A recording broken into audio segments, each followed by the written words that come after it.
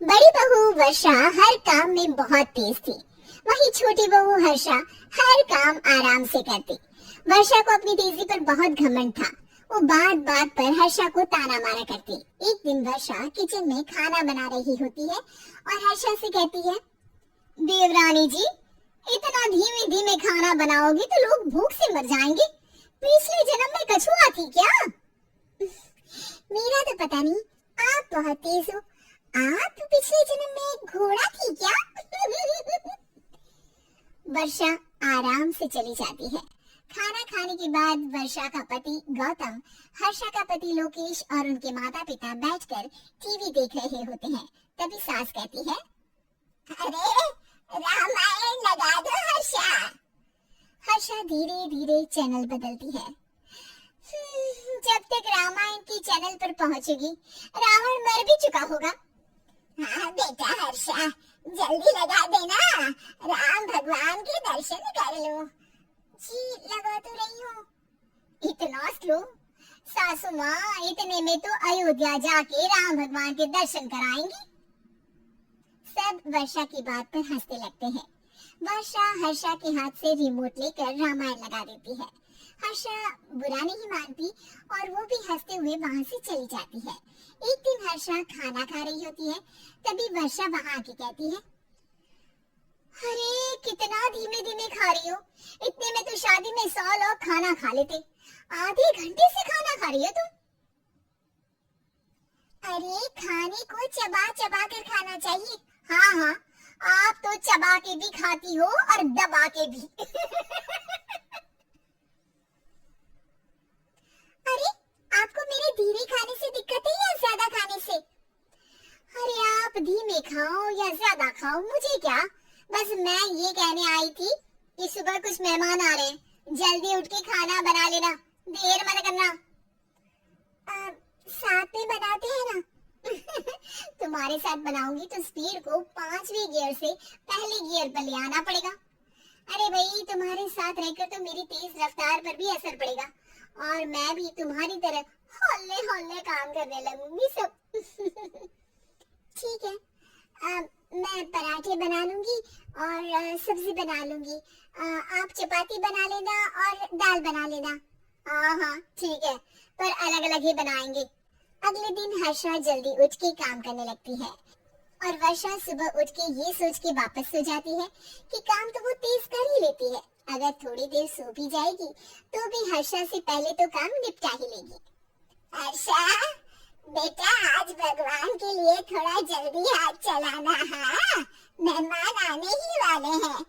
जी हाँ माँ, आटा गूंद लिया है, आलू उबल रहे हैं, पराठे बनाने ही वाली हूँ, फिर सब्जी भी बना लूंगी। इतने में ही वर्षा वहाँ आ जाती है। माँ जी, मेरा तो आप टेंशन ही मत लो, अभी उठी हूँ, लेकिन देखना खाना फटाफट राजधानी एक्सप्रेस की स्पीड से बना दूंगी। इतने में ही मेहमान आ जाते हैं। आइए आइए आइए, खाना बन ही रहा है, चाय बनवा लेती हूँ पहले आपके लिए। सास किचन में आती है। वर्षा, वो लोग आ गए, चाय बना दे जल्दी से। हर्षा को नहीं बोल रही क्योंकि वो तो सुबह की चाय देने में शाम कर देगी। चाय बन भी चुकी है माँ जी। वर्षा तेज ही नहीं, सबसे तेज है। आप चलिए, मैं चाय लेकर आती हूँ। वर्षा मेहमानों के सामने चाय लेकर जाती है। ये हमारी बहू है वर्षा, तेज वर्षा कहते हैं इसको। हर काम में इतनी तेजी रखती है जैसे मिल्खा सिंह भाग रहा हो। अरे वाह वाह, फिर तो खाना भी जल्दी मिलेगा हमको। हाँ हाँ, आप चाय नाश्ता खत्म कर लेंगे, उसके पहले ही वर्षा जल्दी से स्वादिष्ट खाना भी लेकर आ जाएगी।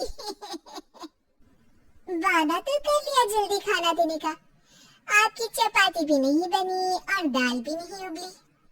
फिर भी तुमसे पहले काम खत्म हो जाएगा मेरा। तुम्हारी तरह नहीं हूँ, घड़ी की सबसे पतली सुई की जैसे धीमे धीमे धीमे काम करती हो तुम। बस वर्षा अपने तेज हाथों से दाल कुकर में चढ़ाती है और आटा निकाल के गूंथने लगती है। थोड़ी देर में कुकर की तेज सीटी बजती है। और वर्षा का हाथ डूल जाता है। आटे में पानी ज्यादा पड़ जाता है। अरे रे, आटा तो ज्यादा गीला हो गया। वर्षा जब रोटी बेलने लगी तो एक भी रोटी गोल नहीं बन रही थी। कोई रोटी श्रीलंका के नक्शे जैसी थी तो कोई रोटी ऑस्ट्रेलिया के नक्शे जैसी बनती। वर्षा चिढ़ जाती है। कुकर फिर से जोर से सीटी मारता है। सास बाहर से आवाज देती है, वर्षा बेटा, आज स्पीड थोड़ी कम लग रही है। टाइम और लगने वाला हो तो बता दो बेटा। वर्षा को ये बात सुनकर बहुत बुरा लगता है। वो सोचना भी नहीं चाहती थी कि कभी उसकी तेजी पर कोई सवाल उठेगा। वहीं हर्षा धीमे धीमे अपना काम करती रहती है।